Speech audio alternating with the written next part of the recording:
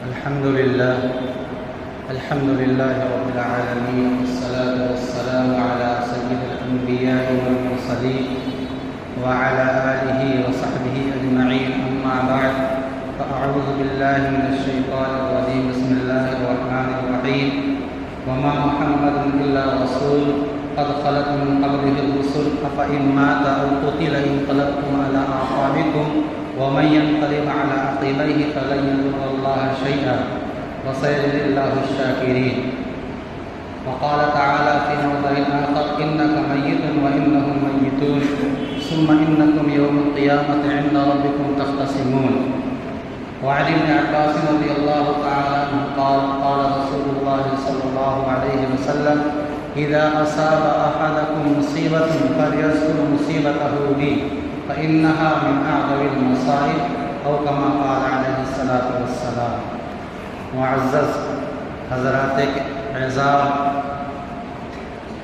آج کے اس مبارک جمعہ میں میری تقریر کا عنوان ہے نبی علیہ الصلاۃ والسلام کی پیدائش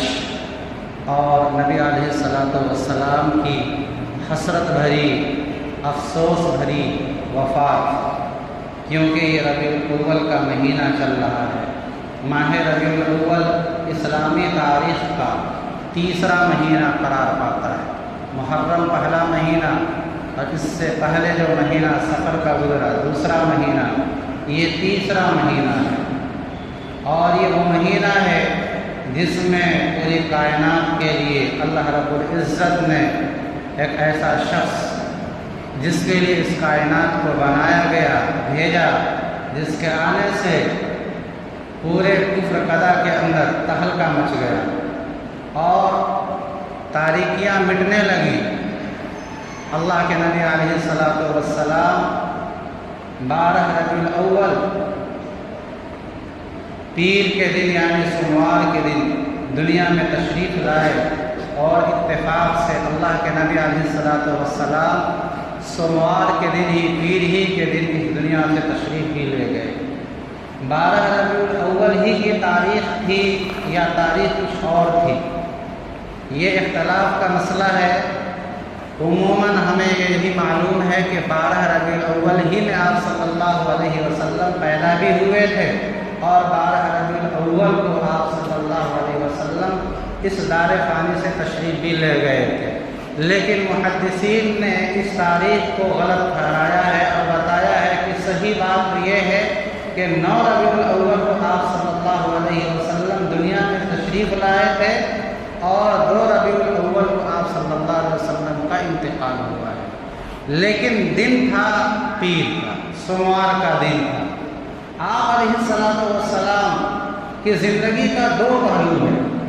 ایک آپ علیہ السلام کی زندگی کا وہ پہلو ہے جو نبوت سے پہلے کا ہے،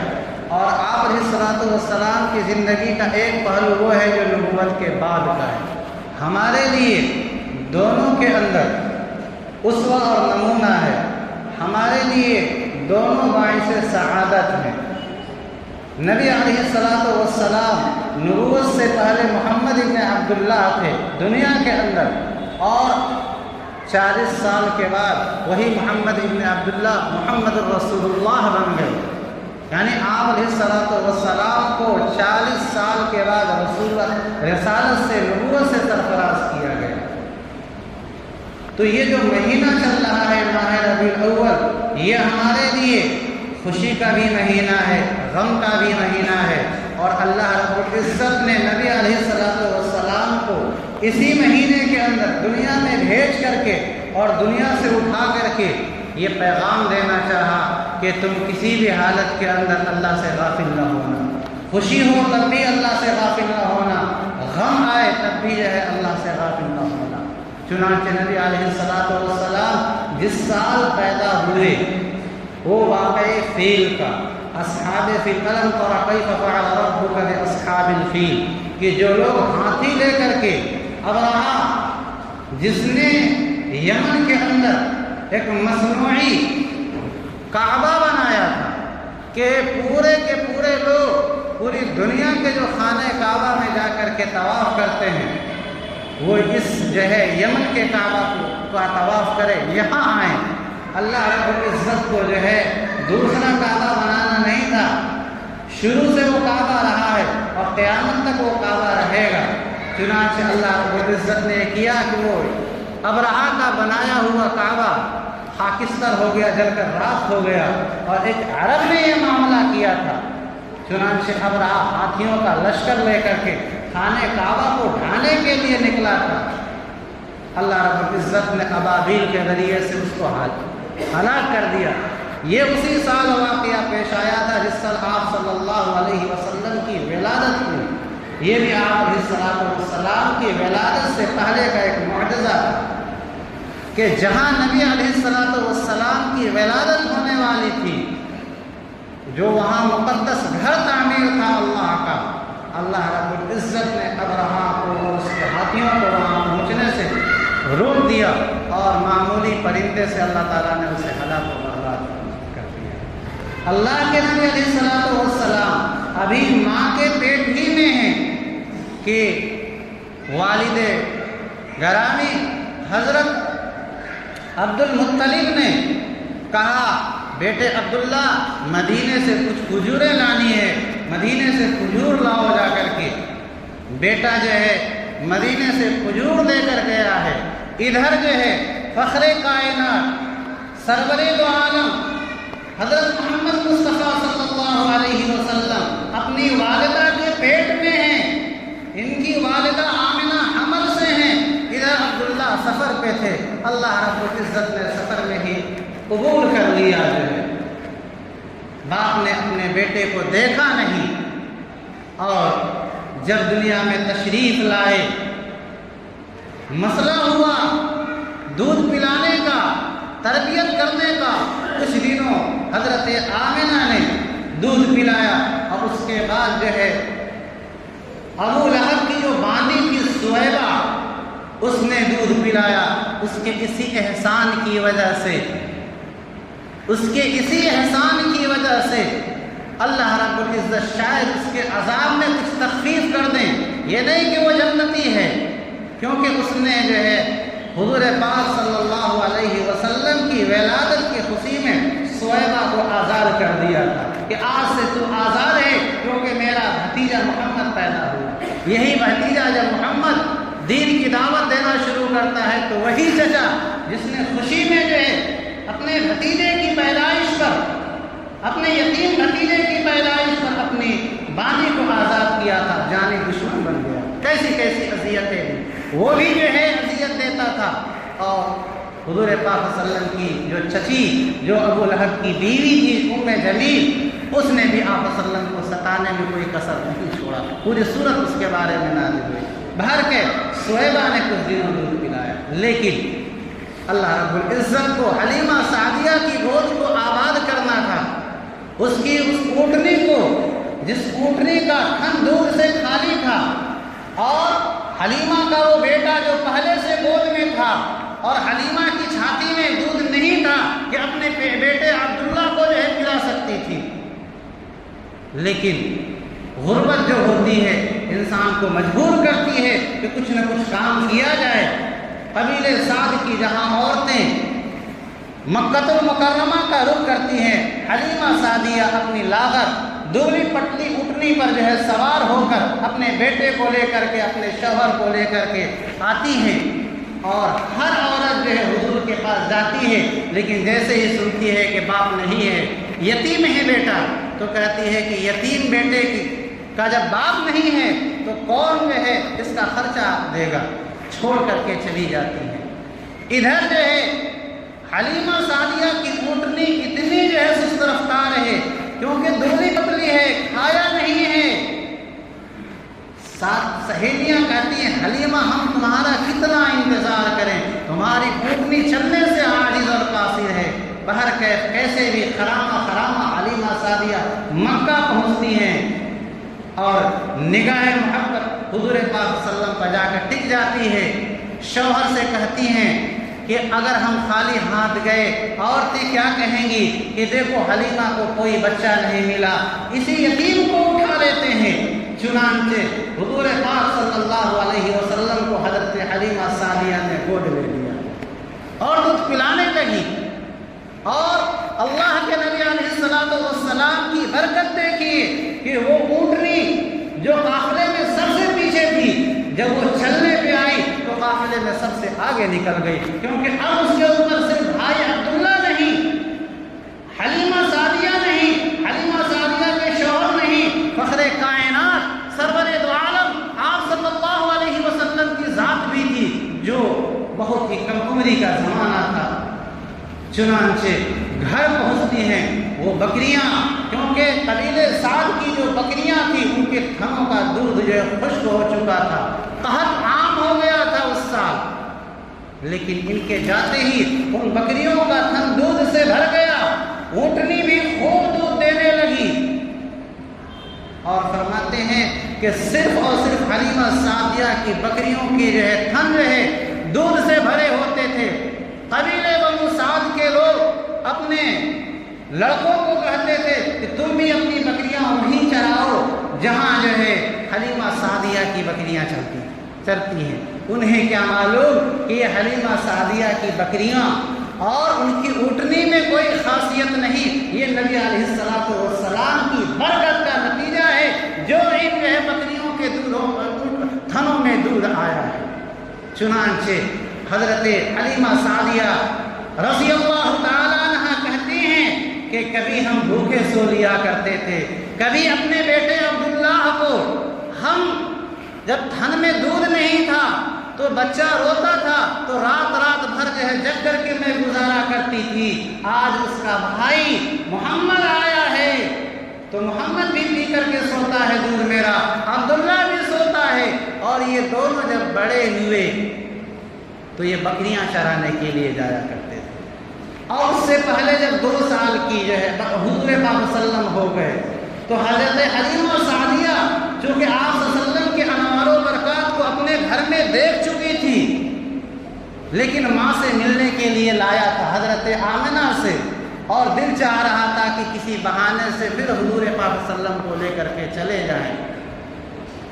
اور مکہ میں اس وقت کوئی وبا آئی ہوئی تھی، بہانہ بھی تھا، ہر ماں جو ہے اپنے بیٹے کو جو آنے والی مصیبت ہے اس سے دور رکھنا چاہتی ہے، ماں کا ممتا جو ہے مصیبت کو جھیل لیتی ہے۔ آمنہ نے کہا مکہ میں وبا آئی ہوئی ہے، میرے بیٹے کو جو ہے تم اپنے پاس ہی، اور ادھر حلیمہ سعدیہ پہلے ہی سے اس بات کی منتظر تھی کہ آمنہ اجازت دے دیں، چنانچہ لے کر کے جاتی ہیں، اور جانے کے بعد جو ہے وہ شق صدر کا واقعہ پیش آتا ہے کہ حضرت عبداللہ اور حضور پاک صلی اللہ علیہ وسلم بکریاں چراتے ہیں، اور 2 فرشتے آتے ہیں، آپ علیہ السلام کے قلب اطہر کو چاک کرتے ہیں، چیرتے ہیں، اور زمزم کے پانی سے اس کو دھلتے ہیں، اور پھر اس کو جو ہے سل لیتے ہیں۔ یہ منظر دیکھ کر کے چھوٹا عبداللہ رضائی بھائی وہ بھاگتے ہوئے جو ہے اپنے ابا اور اپنی اماں کے پاس آ کر کہتا ہے کہ میرا قریشی بھائی، اس کو 2 لوگوں نے پکڑ لیا، اس کا سینہ چاک کر دیا، وہ بے ہوش ہے۔ ادھر بدحواس حلیمہ سعدیہ اور ان کے شوہر بھاگتے ہوئے جنگل جاتے ہیں تو دیکھتے ہیں کہ ادھر آپ صلی اللہ علیہ وسلم بیٹھے ہیں، چہرے پر غم کے آثار ہیں۔ پوچھا بیٹا کیا ہوا؟ کہا اماں جو ہے 2 آدمی آئے تھے، میرا سینہ انہوں نے چاک کیا۔ یہ سننا تھا حضرت حلیمہ سعدیہ کا، گھبرا گئی، کیونکہ ماں وہی نہیں ہوتی ہے جو کسی کو جنم دیتی ہے، ماں وہ بھی پیار کرتی ہے جو کسی کو دودھ پلاتی ہے۔ ایسی آپ کو سینکڑوں عورتیں مل جائیں گی، پھر وہ ماں بننے والی تھی جو حضور پاک صلی اللہ علیہ وسلم کو دودھ پلانے والی تھی، اور حضور پاک صلی اللہ علیہ وسلم کے انوار و برکات کو حلیمہ سعدیہ نے دیکھا تھا، گھبرا کر کے راہب کے پاس لے گئی، جو اس وقت جو ہے کچھ غیب کی الٹی سیدھی باتیں بتاتے تھے۔ اس راہب نے جو دیکھا تو دیکھ کر کے چہرے سے پہچان لیا کہ یہ تو وہی ہے جو پورے عرب کی بت پرستی کو مٹا کر کے رکھ دے گا۔ اس نے جو ہے چلایا اور کہا ارے لوگوں آؤ اس بچے کو قتل کر دو، یہ وہی ہے جو تمہارے دین کو نصب و نابود کر کے رکھ دے گا۔ جو ہے حلیمہ سعدیہ نے فوراً جو ہے حضور پاک صلی اللہ علیہ وسلم کو اس کے گود سے چھین لیا اور کہا تمہارا دماغ خراب ہوا ہے، میں اپنے بیٹے کو لے کر کے آئی ہوں تاکہ دیکھو میرے بیٹے کو کیا ہوا، اور تم میرے بیٹے کو قتل کرنے کرنے کی بات کہتے ہو، لیکن پہلے واقعے سے یہ دوسرا واقعہ حلیمہ سعدیہ کے لیے زیادہ جو ہے غمگین تھا۔ وہ ڈر گئی کہیں ایسا نہ ہو کہ جس بچے کو میں امانت کے طور پر لائی ہوں کوئی حادثہ پیش آ جائے۔ وہی حلیمہ سعدیہ جو لے گئی تھی تو بہانہ بنا کر کے لے آئی، آج وہ حلیمہ سعدیہ بھاگتی بھاگتی پھر حضرت آمنہ کے چوکھٹ پہ جاتی ہیں اور کہتی ہیں کہ میرے لاڈلے کو رکھ لو جو ہے۔ آمنہ کہتی ہے کیا بات ہے، اس سے پہلے تم آئی تھی تو اصرار کر رہی تھی لے جانے کے لیے، اور آج تم خود لا کر کے پہنچا رہی ہو۔ حلیمہ سعدیہ نے جھوٹ نہیں بولا، پورا واقعہ سنایا، کہا میرے بیٹے کو کچھ نہیں ہوگا، میں نے ایام حمل میں جب میرا بیٹا میرے پیٹ میں تھا میں نے ایسے ایسے عجائبات دیکھے ہیں جو عام عورتوں کو پیش نہیں آتے ہیں، لے جاؤ میرے بیٹے کو کوئی نقصان نہیں پہنچا سکتا۔ وہی نبی علیہ السلام 40 سال کے اندر، اور آپ علیہ السلام پہ تو غموں کا پہاڑ ٹوٹتا رہا، کیونکہ اللہ رب العزت آپ کی پرورش کرنے والے تھے اور دنیا کو یہ بتانے والے تھے کہ دیکھو اگر کسی کا کوئی نہیں تو میں اس کا ہوں۔ میں نے جب اپنے محمد کو دنیا میں وجود بخشا تو باپ کا سایہ اٹھا لیا، اور جب وہ 4 سال کے ہوئے تو ماں کا سایہ اٹھا لیا، جب وہ جو ہے صحیح سے چلنے کی عمر کو ہوئے دادا کا سایہ اٹھا لیا، اور وہ غمگسار چچا جو ہر دکھ مصیبت میں آپ کے ساتھ ہوتا تھا، اور ہم نے جو ہے اسے بھی کیا کیا، اٹھا لیا۔ چنانچہ اللہ کے نبی علیہ السلام کے چچا اور حضرت خدیجہ الکبریٰ رضی اللہ تعالیٰ عنہ دونوں 1 سال میں جو ہے وفات پائی ہیں۔ اسی لیے آپ علیہ السلام اس سال جو ہے بڑے غمگین ہوئے تھے، گھر میں رہا کرتے تھے، نکلنا باہر بہت کم ہو گیا تھا، اس لیے اس سال کو عام الحزن مؤرخین غم کا سال لکھتے ہیں۔ اس کے بعد آپ کے نکاح میں حضرت عائشہ رضی اللہ تعالی عنہا وغیرہ آتی ہیں۔ تو نبی علیہ السلام کی زندگی کا ایک مختصر سا پہلو یہ ہے، میں نے مختصراً اس کو ذکر کیا ہے۔ 25 منٹ کے اندر آپ علیہ السلام کی ولادت طیبہ کو بھی اور وفات حسرت آیات کو بھی میں بیان کر دوں، یہ کسی کی ماں نے کسی کو جنم ہی نہیں دیا ہے کہ وہ آپ علیہ السلام کی ولادت کو اور وفات کو اتنے مختصر وقت کے اندر بیان کر سکے۔ چنانچہ آپ علیہ السلام 40 سال میں نبی بنائے گئے، اور وہی محمد صلی اللہ علیہ وسلم آخری وقت تھا۔ آپ علیہ السلام 28 صفر کو، اس سے پہلے والا مہینہ ہے، بخار میں مبتلا ہوئے، اور 13 دن تک آپ صلی اللہ علیہ وسلم کو بخار آیا، اور اس کے بعد آپ وسلم پیر کے دن، سوموار کے دن آپ علیہ السلام اس دار فانی سے رخصت فرما گئے۔ اللہ کے نبی علیہ السلام نے اس وفات کے جو بیماری کے ایام ہیں کچھ باتیں ایسی بیان فرمائی ہیں جو ہم سبوں کے سننے کے قابل ہیں۔ آپ علیہ السلام نے فرمایا، حضرت عائشہ رضی اللہ تعالیٰ عنہا راویہ ہیں، فرماتی ہیں کہ آپ صلی اللہ علیہ وسلم بار بار کہتے تھے الا لعنت اللہ علی الیہود والنصارى، لوگوں سنو اللہ کی لعنت ہو، پھٹکار ہو یہودیوں پر اور نصرانیوں پر کہ اتخذوا قبور اولیائہم، کہ انہوں نے جو ہے اپنے ولیوں کی قبروں کو انہوں نے عبادت گاہ بنا لیا۔ آپ علیہ السلام کا اشارہ یہ تھا کہ میرے انتقال کے بعد میری قبر کو عبادت گاہ نہ بنانا۔ جب آپ علیہ السلام کی قبر کو عبادت گاہ نہیں بنایا جا سکتا، اور جاتے جاتے آپ علیہ السلام لوگ اس طرح سے تاکیدی حکم فرما رہے ہیں، اس کا مطلب یہ تھا کہ آپ علیہ السلام کو اندیشہ تھا کہ ایک زمانہ میری وفات کے بعد ایسا آئے گا کہ جو اللہ کے محبوب اور نیک بندے ہوں گے، لوگ ان کی عقیدت میں، محبت میں اتنا زیادہ آگے بڑھ جائیں گے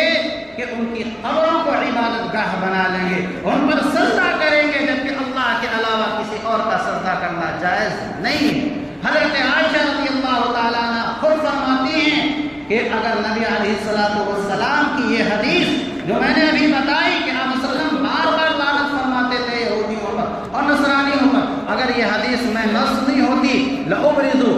تو میں نبی علیہ الصلوۃ والسلام کی قبر اطہر کو ذرا اور اونچا کر کے جو ہے بناتی تاکہ جو ہے نمایاں ہو، دکھے لوگوں کو۔ لیکن مجھے ڈر ہے کہ آپ علیہ الصلوۃ والسلام کی قبروں کو عبادت گاہ نہ بنا دیا جائے۔ اللہ کا فضل و احسان ہے کہ آپ علیہ الصلوۃ والسلام کی قبروں پر وہ بے حرمتی نہیں ہوتی ہے جو ہمارے جو ہے دیگر اولیاء اللہ کی قبروں پر حضرت خواجہ معین الدین اجمیری ہوں، حضرت جو ہے نظام الدین اولیاء ہوں، ان کی قبروں کو آپ دیکھ لیجئے۔ کہ آپ علیہ الصلوۃ والسلام کی بیماری کا جو مرحلہ ہے وہ 13 دن تک رہا۔ ان 13 دنوں کے اندر آپ علیہ الصلوۃ والسلام کے مصلی پر کھڑے ہو کر کے حضرت ابوبکر صدیق رضی اللہ تعالیٰ عنہ نماز پڑھاتے ہیں۔ 70 نمازیں حضرت ابوبکر صدیق رضی اللہ تعالیٰ عنہ نے آپ کی حیات طیبہ میں پڑھا دی۔ خلافت کے بھی مستحق وہی تھے۔ یہ سب اشارے غیبی تھا کہ میرے بعد میرے خلیفہ ابوبکر صدیق بنیں گے۔ آخری دن جس دن آپ صلی اللہ علیہ وسلم کا انتقال ہوتا ہے، حضرت ابوبکر صدیق رضی اللہ تعالیٰ عنہ نے دیکھا کہ حضور صلی اللہ علیہ وسلم کا چہرہ پہلے سے اچھا ہے، تو اجازت لے کر کے صلح ایک جگہ ہے حوالی مدینہ میں، وہاں گئے جہاں دوسری بیوی تھی، ان کی خدمت ان کی خیریت دریافت کرنے کے لیے وہاں سے آتے ہیں تو ادھر دیکھتے ہیں کہ حضرت عمر رضی اللہ تعالی عنہ پوری گرم جوشی کے ساتھ تقریر کر رہے ہیں اور یہ کہہ رہے ہیں کہ جو یہ کہے محمد کا انتقال ہو گیا ہے تو میں اسے قتل کر دوں گا۔ محمد صلی اللہ علیہ وسلم کا انتقال نہیں ہوا ہے، آپ صلی اللہ علیہ وسلم ابھی باحیات ہیں۔ آپ علیہ الصلوۃ والسلام اللہ کے ہاں تشریف لے گئے ہیں ملاقات کرنے کے لیے۔ یہ فرط غم کی وجہ سے، یہ غم میں ڈوبنے کی وجہ سے تھا کہ حضرت عمر جیسا جلیل القدر صحابی اپنا آپا کھو بیٹھا تھا۔ حضرت عمر، حضرت ابوبکر رضی اللہ تعالیٰ عنہ نے جب یہ کیفیت دیکھی اور دیکھا کہ عمر اتنی گرم گرم تقریریں کر رہے ہیں، حضرت عمر کو نہیں چھیڑا، حجرہ عائشہ میں گئے اور آپ کے جسم اطہر پر جو چادر تھی اس کو چہرے سے ہٹایا اور بوسہ دیا اور کہا کہ جو موت اللہ تعالیٰ نے آپ پر اے محمد مقرر کی تھی اس موت کا مزہ آپ نے چکھ لیا، آپ کو اللہ تعالیٰ دو موت نہیں دے سکتے، یہ آپ کی جو موت لکھی تھی وہ آ چکی۔ پھر اس کے بعد باہر آتے ہیں اور آ کر کے یہ آیت تلاوت کرتے ہیں، وما محمد الا رسول قد خلت من قبلہ الرسل، کہ محمد بھی ایک رسول ہیں، ان سے پہلے بھی بہت سارے انبیاء اور رسول دنیا سے جا چکے ہیں۔ افإن مات أو قتل، اگر محمد کا انتقال ہو جائے یا محمد اللہ کے راستے میں شہید کر دیے جائے، انقلبتم علی اعقابکم، اے مسلمانوں کیا تم الٹے پاؤ پھر جاؤ گے؟ یعنی مسلمان تم ہو اور کافر ہو جاؤ گے تم۔ کیا تم اگر جو ایسا کرو گے تو اللہ رب العزت جو ہے تمہاری گرفت فرمائے گا۔ حضرت عبداللہ ابن عباس رضی اللہ تعالیٰ عنہ فرماتے ہیں کہ حضرت ابوبکر صدیق رضی اللہ تعالیٰ عنہ کی زبان پر یہ آیت جاری ہوئی اور ادھر لوگوں کی زبان پر یہ آیت جاری ہو گئی۔ جو لوگ اس آیت کو ہر وقت پڑھتے تھے مارے غم کی وجہ سے بھول چکے تھے، اور حضرت عبداللہ ابن عباس رضی اللہ تعالیٰ عنہ کہتے ہیں لگا کہ یہ آیت ابھی نازل ہوئی۔ حضرت انس رضی اللہ تعالیٰ عنہ جو آپ صلی اللہ علیہ وسلم کے خادم ہیں، آپ کی جو ہے والدہ نے آپ صلی اللہ علیہ وسلم کو آپ کو آپ صلی اللہ علیہ وسلم کی خدمت میں دے رکھا تھا۔ حضرت فاطمہ نے انتقال جب تکلیف ہوئی تو اس وقت بھی کچھ جملہ کہا، جب انتقال ہوا تو اس وقت بھی کچھ دکھ بھرا جملہ کہا، اور جب آپ علیہ الصلوۃ والسلام کو دفن کیا تب بھی اس وقت کچھ دکھ بھرا جملہ کہا۔ واقعی اس جملے کو سن کر کے رونا آتا ہے۔ حضرت انس رضی اللہ تعالی عنہ فرماتے ہیں کہ حضرت فاطمہ الزہرا نے جب آپ صلی اللہ علیہ وسلم کو بے چینی تھی انتقال سے پہلے تو کہا یا بتا واقر و ابا، کہ ہائے میرے ابا کتنے پریشان ہیں، کیونکہ آپ صلی اللہ علیہ وسلم پر اتنی زیادہ تکلیف ہوتی تھی آپ صلی اللہ علیہ وسلم کو کہ ساتھ ساتھ مشکیزیں آپ کے سر پر جو ہے ڈالے جاتے تھے پانی کے، پھر آپ صلی اللہ علیہ وسلم کو ہوش آیا کرتا تھا۔ تو یہ بے چینی دیکھ کر کے جو بیٹی جو ہے عقبہ ابن معیط نے جب آپ صلی اللہ علیہ وسلم کے خانہ کعبہ میں اوجھ رکھا تھا، وہ بیٹی وہ برداشت نہیں کر پائی، ننھی سی فاطمہ اپنے ہاتھوں سے اس کو ابن معیط کے لیے وہ بیٹی جو ہے جب اپنے باپ کو جو 13 دن تک یہ مسلسل بخار سے مبتلا رہا دیکھا تو یہ کہا ہائے میرے ابا کتنے پریشان ہیں. آپ علیہ السلام نے کہا لا کرب علی ابیک بعد اليوم، آج کے بعد تیرے ابا پر کوئی تکلیف نہیں ہوگی. حضرت عائشہ رضی اللہ تعالیٰ عنہ فرماتی ہیں کہ ایک مرتبہ جب حضرت حضور صلی اللہ علیہ وسلم بیمار تھے تو حضرت فاطمہ الزہرا رضی اللہ تعالیٰ عنہ رو رہی تھی اور کان میں کچھ بلا کر کے کہا تو ہنسنے لگی، لیکن باپ بیٹی کا معاملہ تھا اس لیے میں نے فاطمہ سے نہیں پوچھا کہ کیا کہا حضور نے. حضور کا جب انتقال ہو گیا تو میں نے کہا فاطمہ اب تو بتا دو وہ کیا بات تھی. کہا حضور پاک صلی اللہ علیہ وسلم نے کہا تھا مجھ سے کان میں کہ بیٹی میرے انتقال کے بعد میرے گھر والوں میں سب سے پہلے تم ہی آ کر کے ملو گی. دوسرا جملہ یہ حضرت فاطمہ نے کہا تھا جب آپ کا انتقال کا ہو گیا اور آپ علیہ السلام کو جو ہے دفن کیا گیا تو کہا اتابت انفسکم علی ان تحسوا علی رسول اللہ صلی اللہ علیہ وسلم التراب. اے انس کیسا تم لوگوں کو لگا کہ آپ علیہ السلام کی جسم پر تم مٹیاں ڈال رہے تھے. کبھی تو نبی علیہ السلام کی طرف کوئی آنکھ اٹھا کر کے دیکھے تم اس کی آنکھ پھوڑ دیتے تھے. کبھی تم نبی علیہ السلام کے وضو کا پانی لے کر کے اپنے چہروں پہ ملا کرتے تھے. آج میرے ابا کے بدن پہ تم منو مٹی ڈال رہے تھے، کیسا تم کو لگ رہا تھا.